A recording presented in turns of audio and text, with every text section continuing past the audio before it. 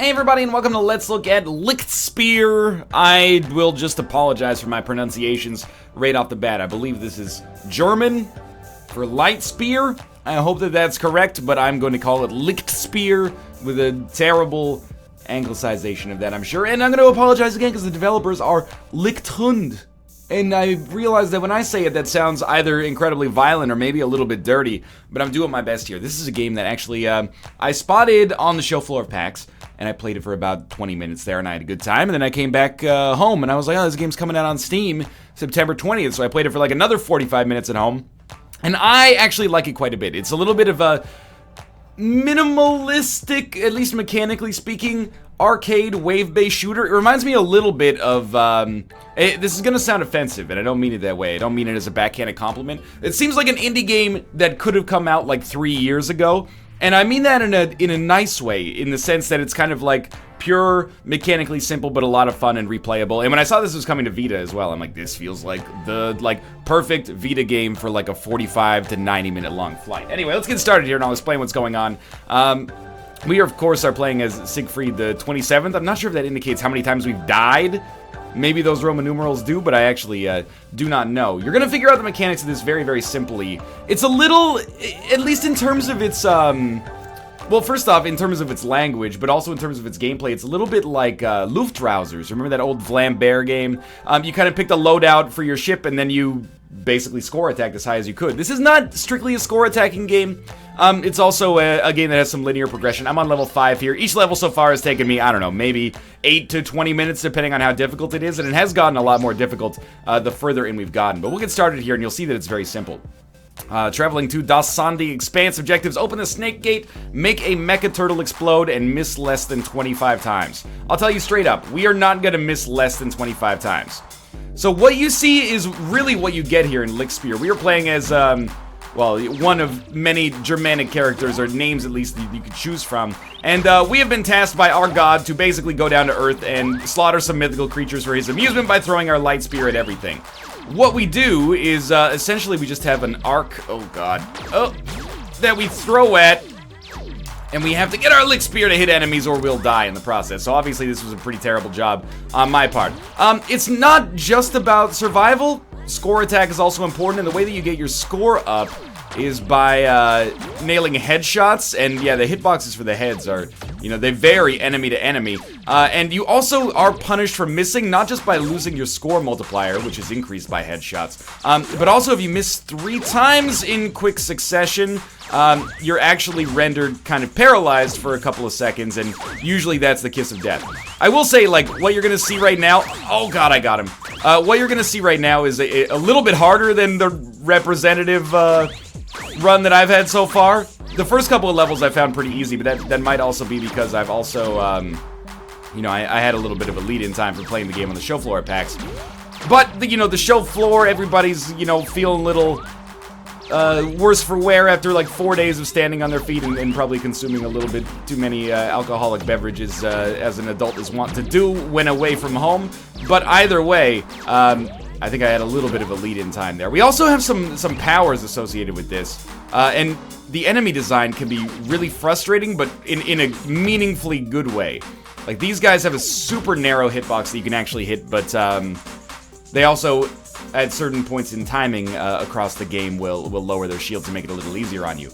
The game plays with elevation and angles and stuff like that, and you'll see some enemies that are actually affected by physics. Like, we'll have a walrus, I think, here that comes down on a skateboard, if I remember correctly, and he's gonna get faster and faster as time goes on, so he's a little tricky to get. But let me show off these powers as well. So those are up in the top left of the screen there. I can fire one and then split it, and then that will become like a tri-spear, I believe is the name that they use. Ooh! If you get touched once, you're dead, by the way, but you can endlessly restart. It's just going to affect your score, at least on this normal mode. There is a rage quit mode, which I'm assuming maybe only gives you one try. You can also upgrade these powers throughout the game, so I've upgraded this tri-spear so I can use it a little bit more frequently because I find it very useful. I also have this power, which slows down time slightly, but it also gets rid of your arc. So I think it maybe as well It gets rid of the arc you can see. It may also give you more points if you're really going for score attack, but I don't think this is my ideal choice for power-ups right now. I'm just using it almost by default. And then I have what they call an Uber that I've selected for myself, but it's... Oh, I'm an idiot. And of course, when you die, you go back to the very start of that checkpoint. Not the start of the stage, but the start of that checkpoint.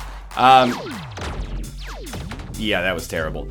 Some of the objectives are like die less than 3 times per checkpoint, so obviously if that was the case here, we'd be in a bad place. And it's one of those things where it's a lot harder than it looks, I promise you that. You might think, why not just spam shots all the time and try to, fill the screen as much as possible? Well, there is a good reason for that. You don't want to spam shots because if you spam shots, you're going to miss more often, and if you miss more often, not only is your score going to be bad, but also, again, you get paralyzed if you miss too many times in a row. And even though it only affects you for maybe a couple of seconds, maybe even only 1 second, that's meaningful enough to be usually the kiss of death. I'll try to show off the Uber here if I can. By the way, you're gonna land a lot of lucky shots in the game. The game probably sends like 100 enemies at you per checkpoint, so I think it's pretty much inevitable that'll happen. Let's go back into our weird bullet time here. Again, headshots are worth more points, so you want to do that whenever possible.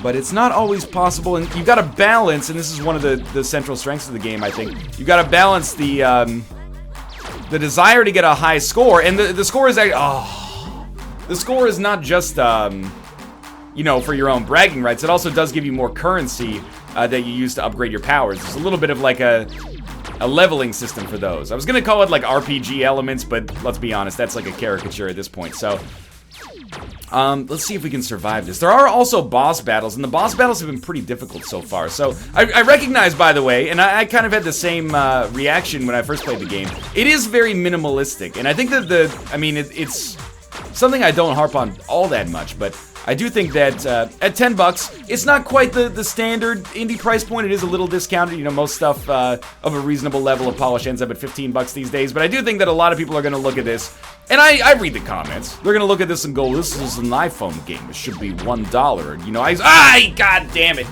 I used to play games like this on addicting games for free.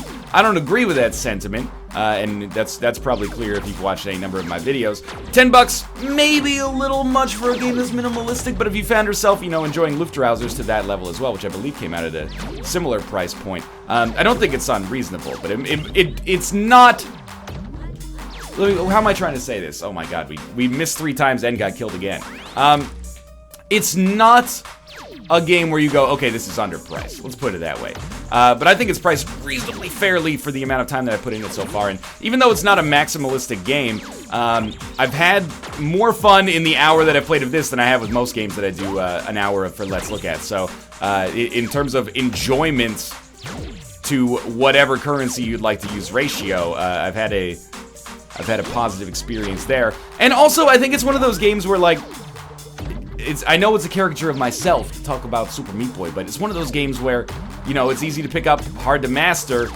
Oh god, I am an idiot and will now be killed. It really makes failing fun because you die in such, creative ways, except for the times that it's not fun because you died like 30 different ways on the same level like we have right here. I swear to you, if I remember correctly, I did this level on the show floor, and I was not this bad at it. I know you're saying, do the Uber. You don't understand. The Uber goes like an inch in front of me. It's really like a last-ditch effort. I should be using it when enemies get too close, but that's... Oh yeah, you know what? I just saw that we can get a higher level of combo thanks to this. Come on. I don't think you're penalized as... Oh my god! The fucking walruses, man. They might not be walruses, they might be sea lions. That's my mistake. No, I would say probably walruses based on the tusks. Okay, we're gonna focus and we're gonna get through this. Okay. Try to get that combo up there. One thing that I wanted to talk about is actually the enemy design is very sharp, like very clever.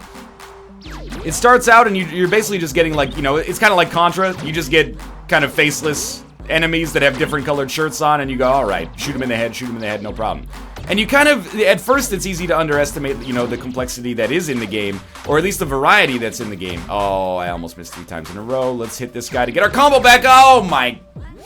You are going to be watching this and saying, NL, you are an idiot. And while that may be so, Don't judge a man until you've thrown a mile in his spear, okay?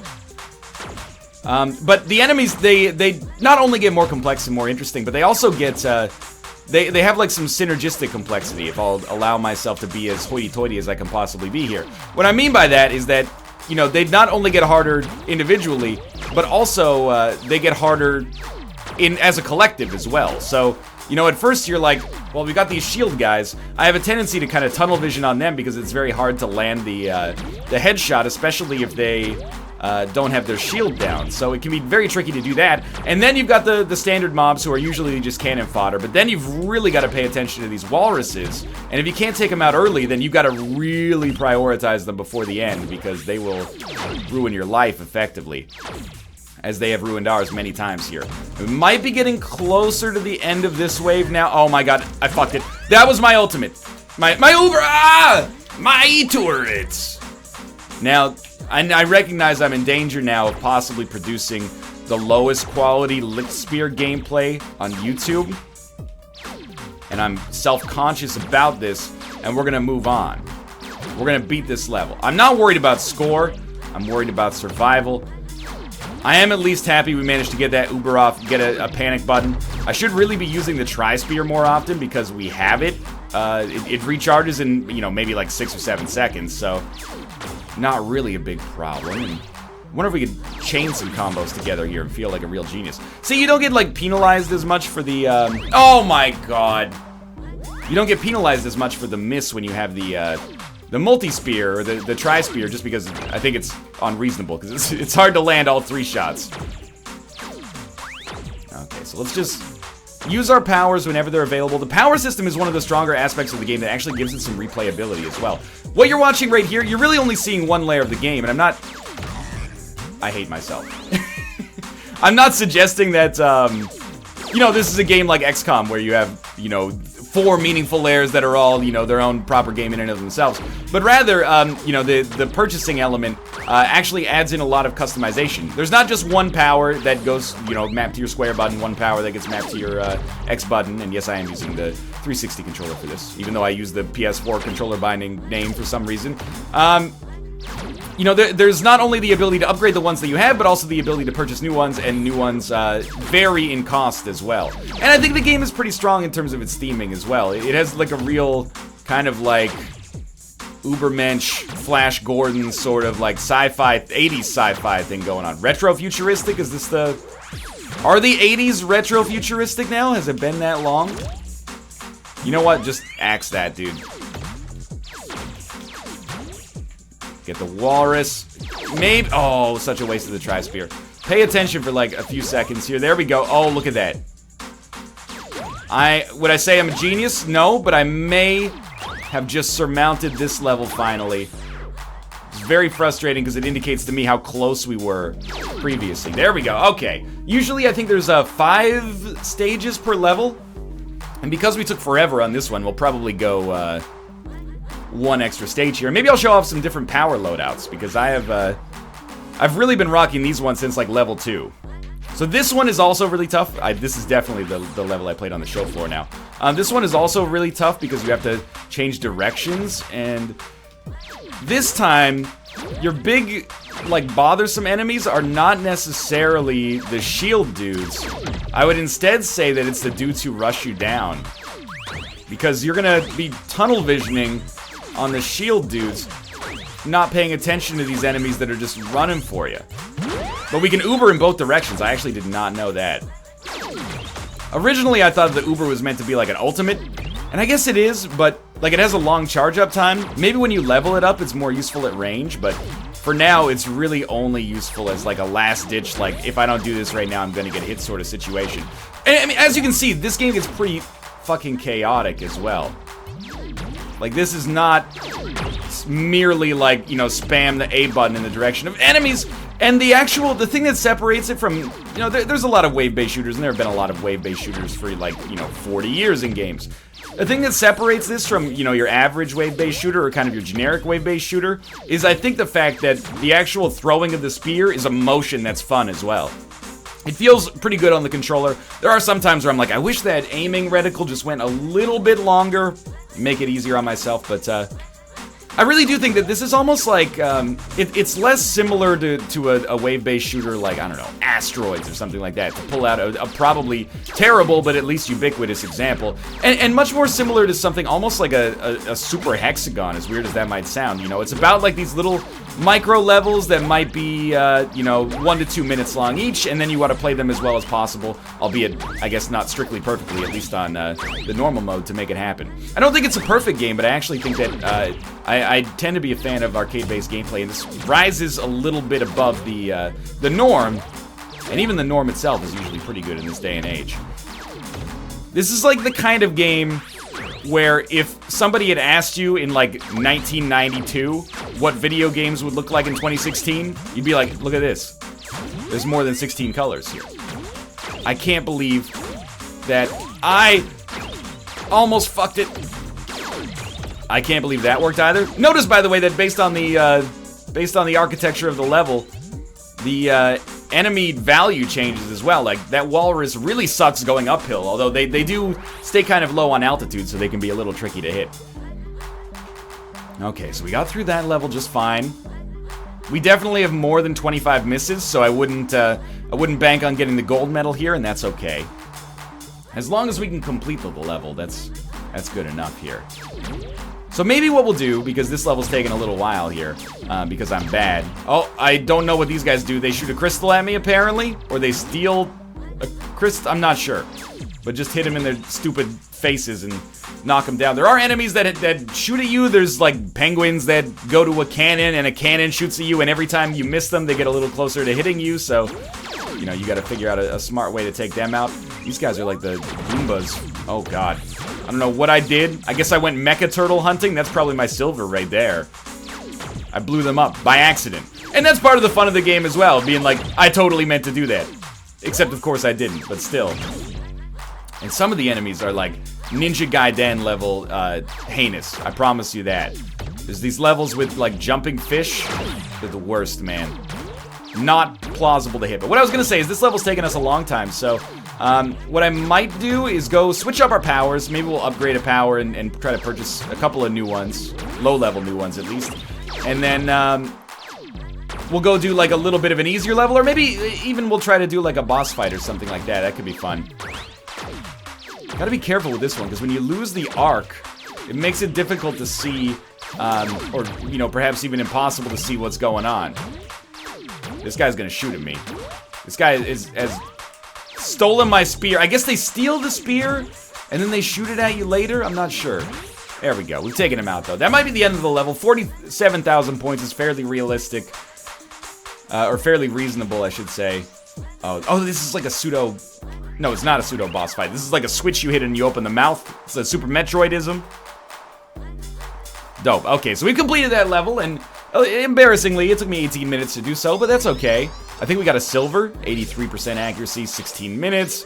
Average average bonus of plus 33%. Style, oh, we only got a bronze. Style ratio of 10%. That's pretty bad. We'll go back to the world map here, and I'll show off the other. Again, it is an arcade-based game, so there's not a whole lot of, you know, story involved here. But there is the shop, so let's go to the Licht shop here. Take you to the Licht shop.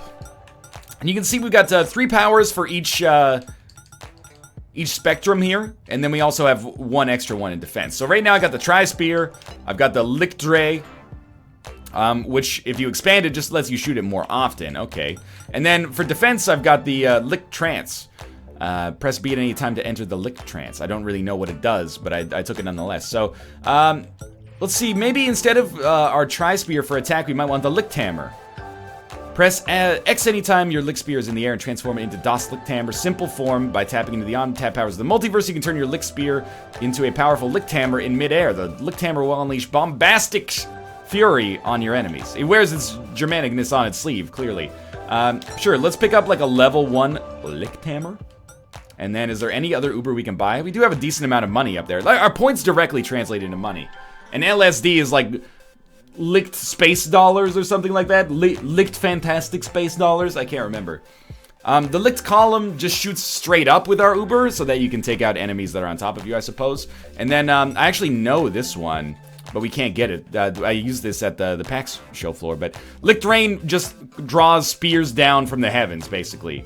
So I don't think we can afford anything there, but what about defense? Maybe we can get a, we'll get like a second level Das Shield, and do I have it equipped properly? Let me just go check. Yeah, that's equipped. We're just gonna use our standard Uber, but we got new powers for other stuff here. Okay, and then we'll go back to an earlier level.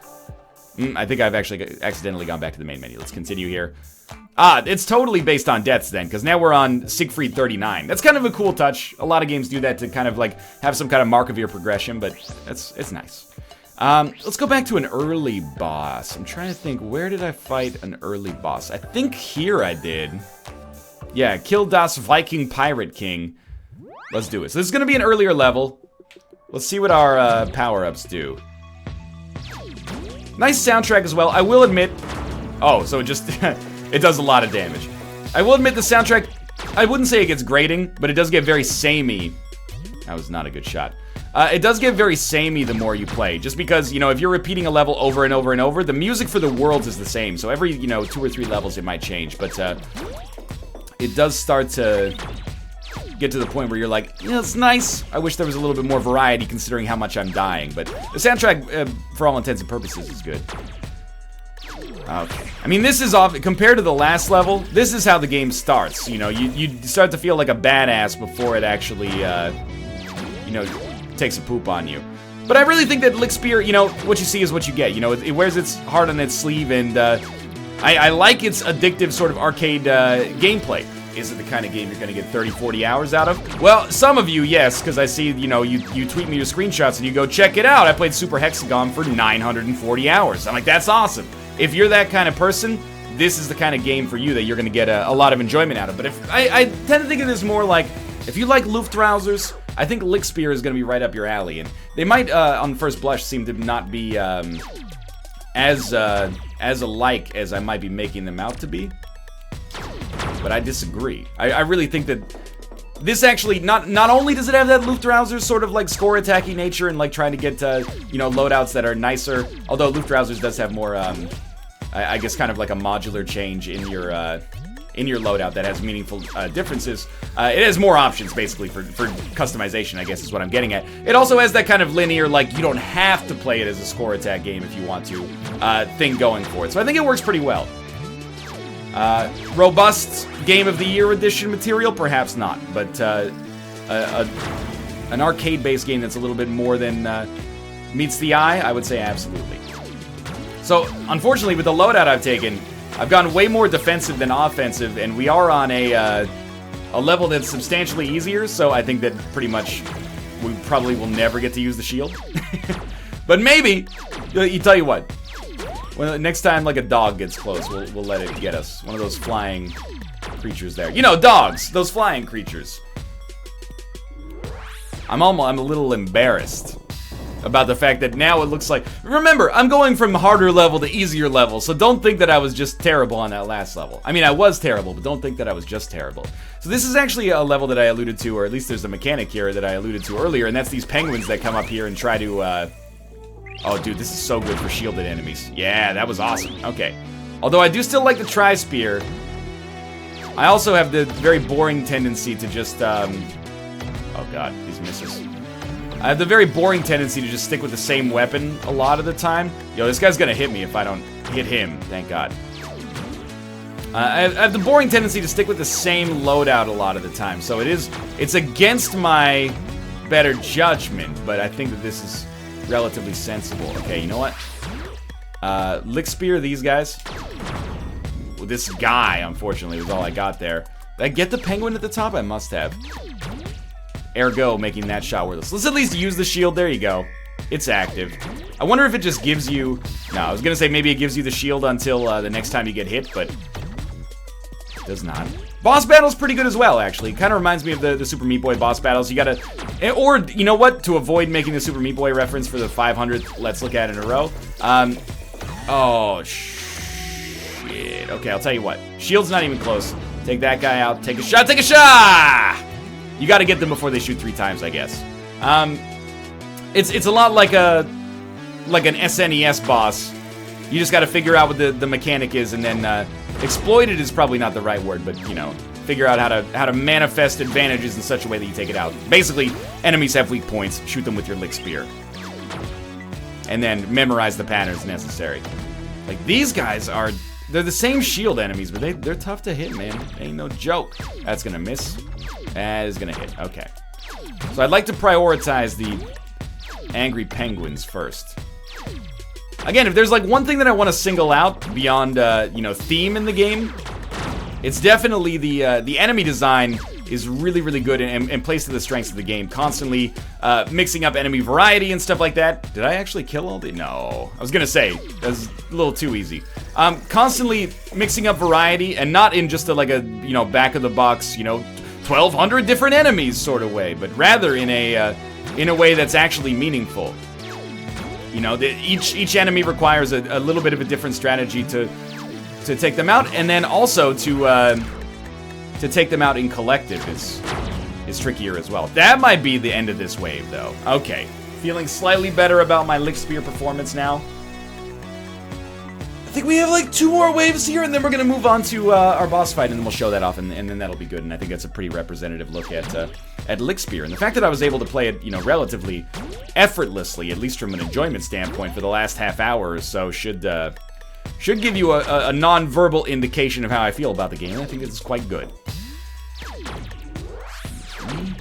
Okay, I landed that perfectly. Okay, I really thought that one was gonna miss. Instead, it made it sound like I was bragging. Oh, yet another perfect Lichtspeer from Northern Lion, the Lichtspeer champion.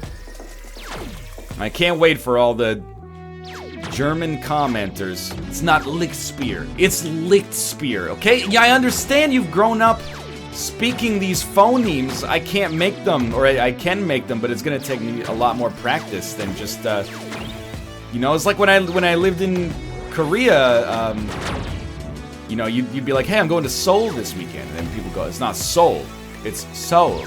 And you go, it sounds exactly the same to me. I know it's different. I trust that you're not just fucking with me. But, you know, the way my brain is developed over here in we only speak English most of the time land, we don't have those structures. I'm not saying it's a good thing. If anything, I think it's something to be a little bit ashamed of, our lack of language polymorphism. Either way, though, they should have just localized it. Just call it Lichtspeer for us over here in North America. This is Das Viking Pirate King, the ruler of Verstland. He's 200% pirate, as you can tell, based on his demeanor and attire. Alright, so this guy, I'm just gonna tell you straight up. He laughs a lot. He likes to laugh, he likes long walks on the beach, but also, he has a vulnerable spot on his face.